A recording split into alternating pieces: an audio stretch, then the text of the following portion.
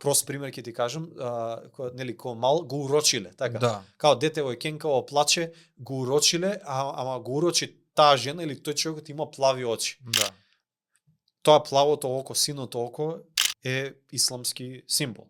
Зборот урок е чисто арапски, исламски збор, сега може не го изговарам, ама го кажувам на македонски, кај што тоа е дека детето е под влијание на демони.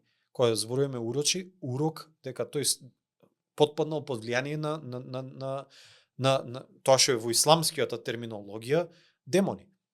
Така, и сега со други зборови го речат нашиот народ, што зборам, што се декларира дека е христијански рече, детево е урочено, они уствари поземуваат исламска терминологија да кажат дека детево е под влијание на демони и одат пак и пагански скрос врачеви, така ги наречам, за спас кај што они бајат и кажуваат некои мантри таа што немаат врска ни со православие ни па со ислам.